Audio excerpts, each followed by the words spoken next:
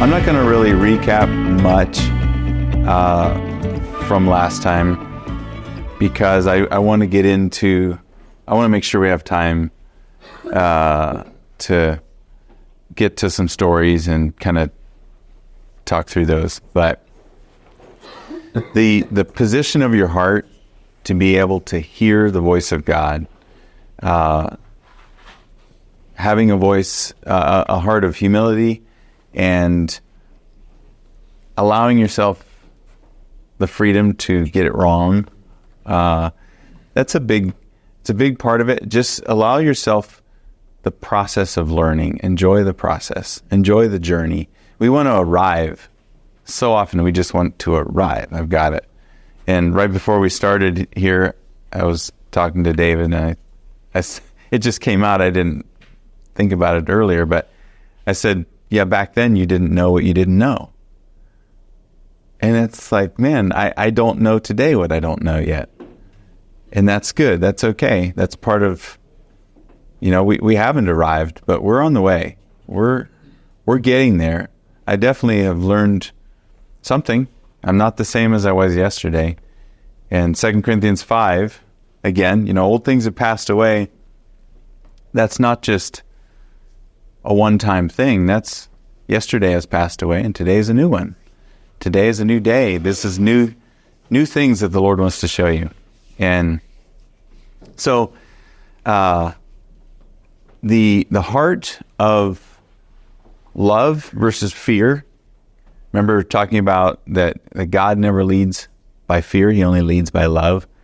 That this is about relationship with God. It's not just the formula of I hear him and I do what he says and it works out. It's like that's placing an order online. Like it's just you want something, you go find it online and you put in your credit card number and you click submit and it shows up because the process works. That's not what we're talking about. This isn't just about getting the right answers to have a good life. So often I think that's what our heart is. We want to hear from God because it works out for us. You understand, your heart is for yourself in that case. It's not for him. And so the challenge here is to seek his heart and not just his hand. Seek what's really in his heart, not just how it works out good for you, or even if you have a word for someone else, not just how it works out good for someone else. That's not the purpose of hearing God's heart. Does that make sense? The purpose of hearing his heart is to hear his heart, is to connect with him. It is relationship with him. It's the journey that he is interested in. So in that perspective, with that in your heart, it does free you up to enjoy each step that you learn, each part of the process where you're not just about the destination, you're walking in step with him. And I think that's really what David showed in the Psalms. If you read Psalms, you can follow the process of David going after God's heart, encountering him, and enjoying the journey. So think more like an old person than a young person, and it'll make more sense. I think about this because the Lord has shown me something. I am to do something completely new. I'm going to start a new chapter in my life when I turn 80. And I know this already. I'm excited about it. Well, I'm closer to it than you are. That's only 30 years away. Well, good. Then I'm going to enjoy this time right now. Because I want to be in the moment, walking in step with him, because this is what will prepare me for that next chapter. So I don't know what chapters there are in your life, but you can't, if you're going to write the book of your life, you have to write the page you're on, not just get to the end. So enjoy writing the page that you're on and write it with him. My relationship with God should actually produce peace and rest in my heart. But so often we find ourselves stirred up. We're not living in peace and rest because we go, I'm missing it. I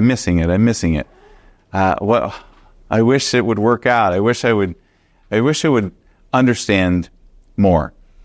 Instead of appreciating what you already understand and what you've learned and walking in that step by step. So hopefully I'm making myself clear here. This is a process of growing your faith. We've been given the measure of faith. We've been given the faith of the Son of God, but he wants us to take that faith, and Jesus said that faith is like a mustard seed.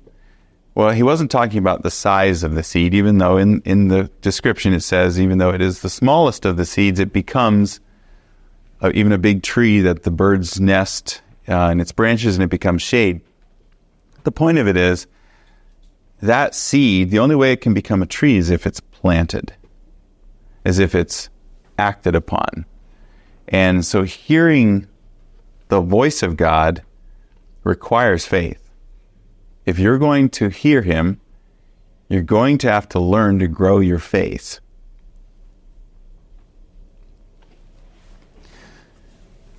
You need to set your mind on the things of the Spirit. Actually, have you thought about it that there's so many things in our lives that, even in our physical bodies, that are a direct result of what we set our minds on? And people talk about mind over matter, whatever. That's not what we're talking about.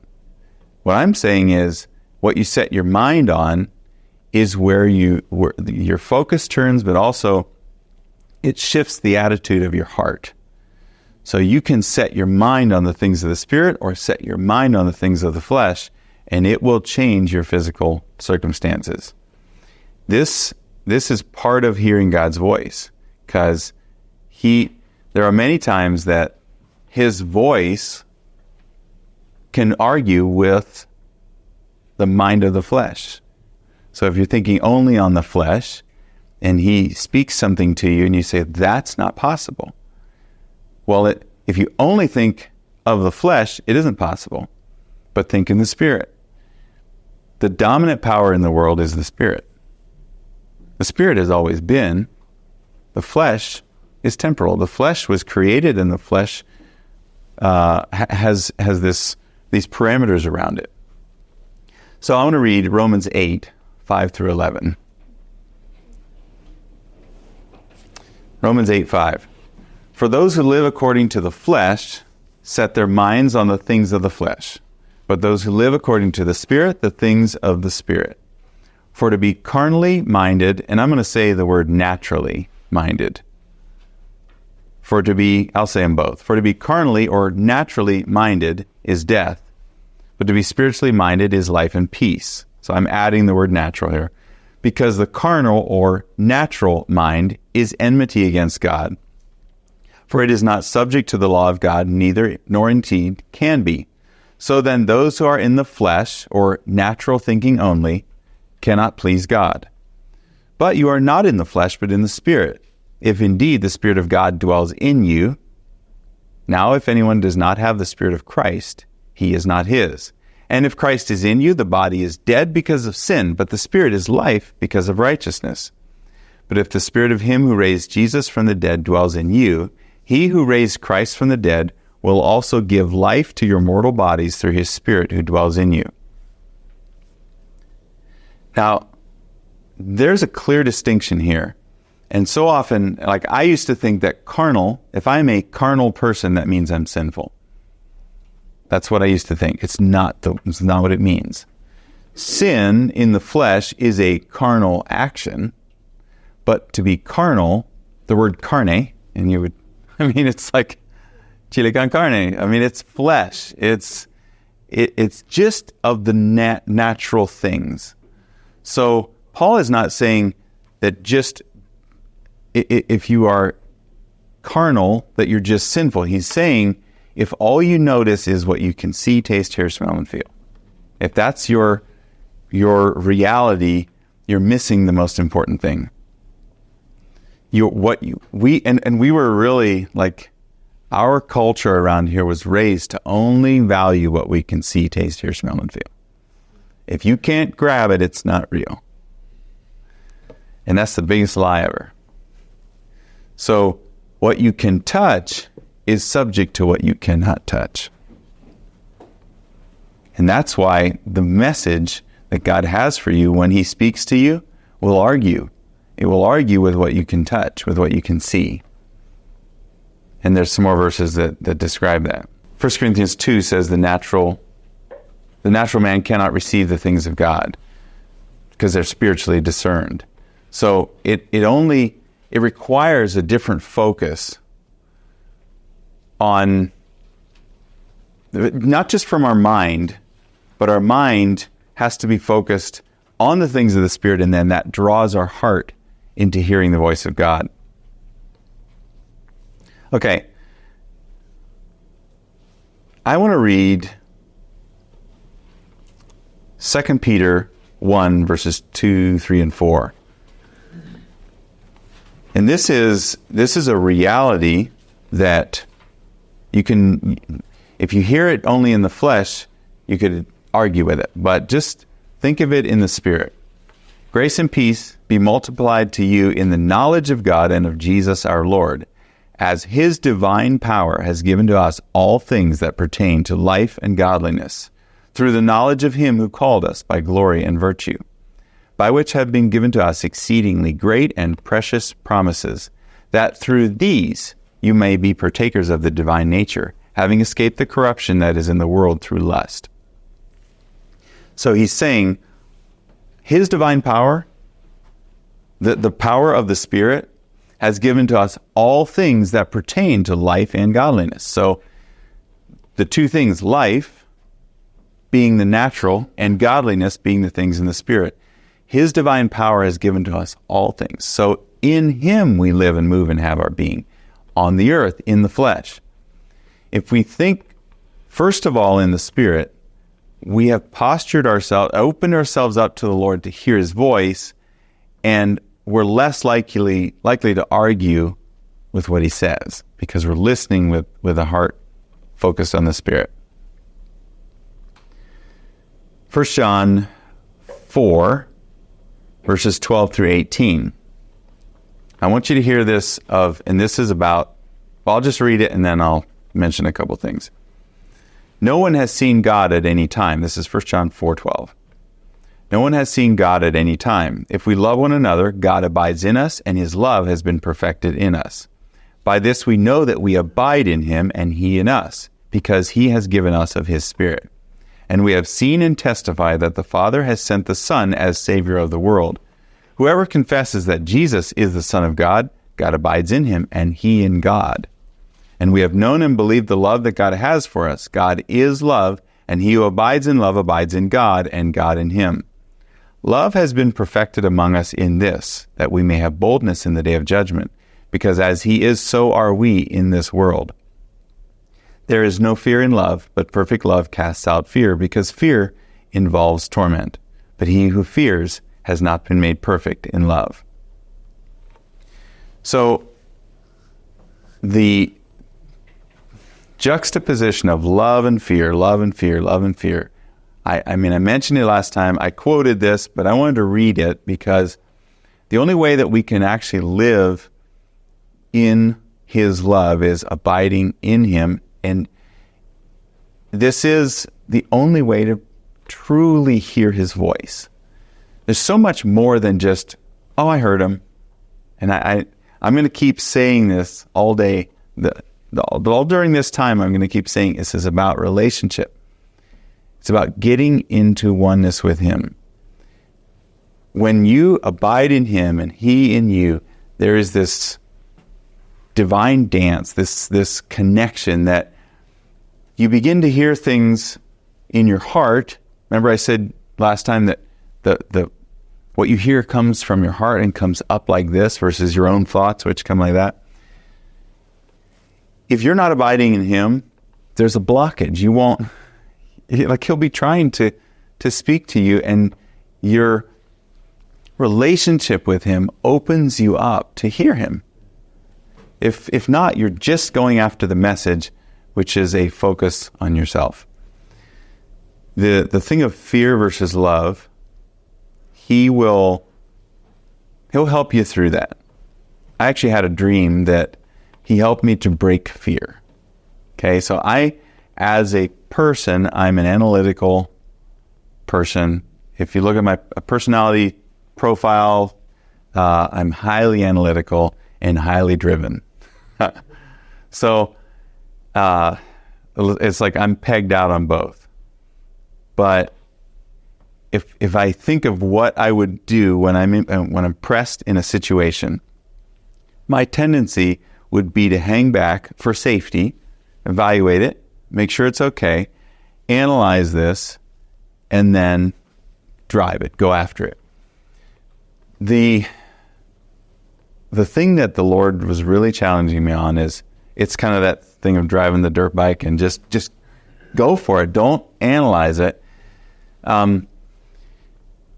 I had this dream where I came into the dream kind of on a path, and I was up on a mountain, and I just started walking. I was walking on this path, and as I got closer, I could tell. I'm getting out on the edge, and it's like, and I could see the ocean or water. There was no end to it, and this path got narrower and narrower until it came out to where it's like, here's the rock face, and the path just stopped, and I'm standing on the edge, and I look down, and there's a boat in the water, and the Lord was with me. I knew he was with me. He's walking behind me. He's with me, and he says, "Jump." I'm like, how's no sound? And I even knew I was in a dream. It's kind of weird, but I'm like, don't you know that if you jump in a dream and something happens, it can affect you physically? And he's like, "Jump." He said, "They're waiting on you." I said, "How far is that?" 450 feet.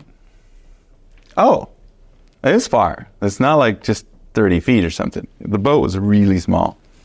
And I stood there a long time, and I'm like, finally, I can't even get out of this dream until I do this. So I just like shut down my analyzer and just jumped. Pushed off the wall. And you fall for a long ways when it's 450 feet. And I reached terminal velocity, probably doing 90 miles an hour. And I hit the water. I didn't wake up during this time. It was this, and I opened my eyes underwater, and I was probably 20 some feet down. And I look up, it's all, clear, bubbles, and I see the bottom of the boat, and I swam up to the boat, and it was exhilarating. It was like, oh, man. And this guy reached over the edge of the boat, and when he grabbed my hand, I woke up. And I was like, wow, that was a serious, I experienced it. The next night, I had the same dream. And the next night, and the next night. For 9 months, I had the same dream every night. It got to where I would run right off the cliff. I'd just run.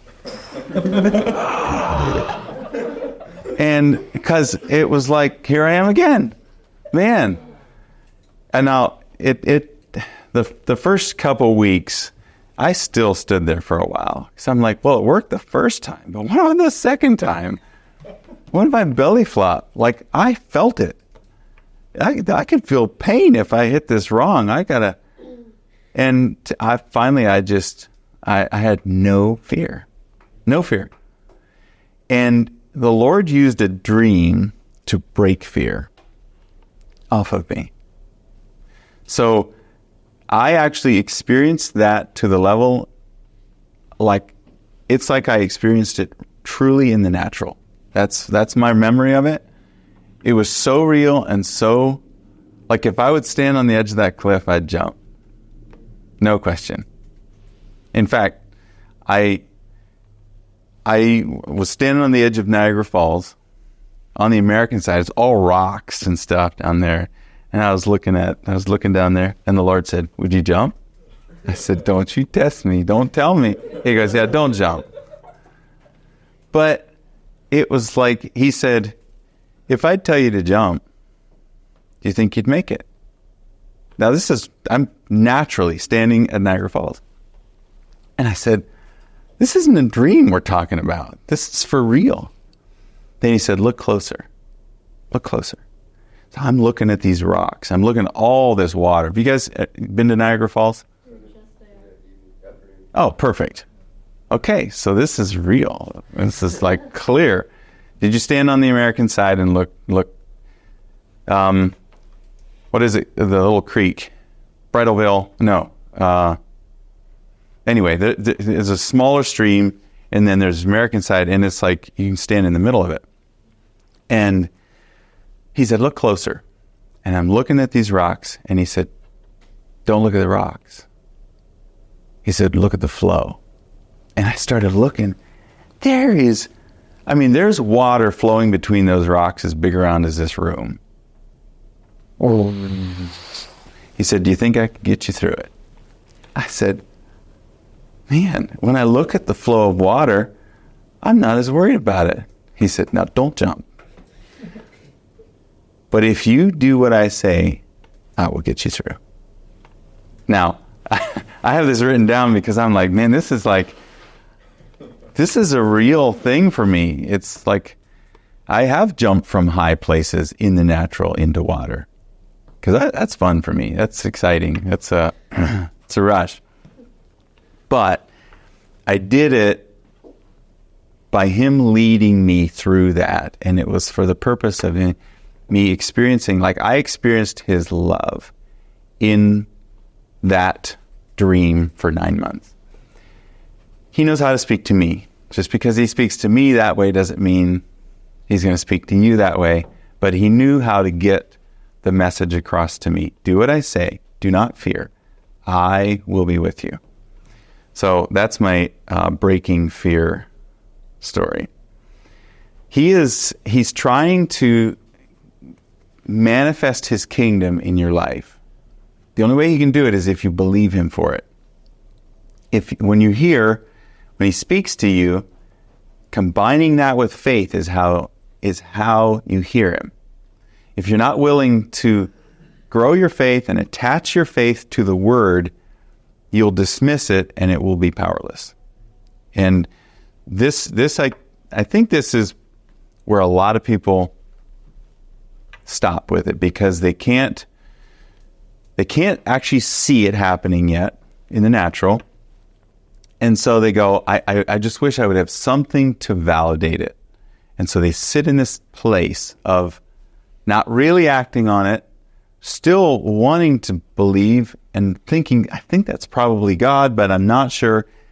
I'm going to wait. And they just wait it out. They just sit and wait. I think a lot of people go to the grave that way. Or they reach a point where they go, I knew I should have done that. Well, how did you know? Well, they were hearing him, but they hadn't combined it with their faith. So let's read Hebrews 4,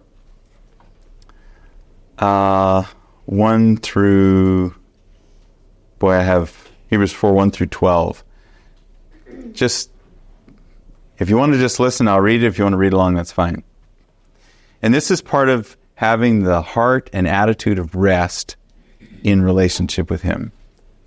Therefore, since a promise remains of entering his rest, let us fear, lest any of you seem to have come short of it. Okay, I'm going to mention something real quick. Let us fear. He's not talking about being afraid. Let us honor and give credence, give weight to this. He uses the word fear, but is not being afraid.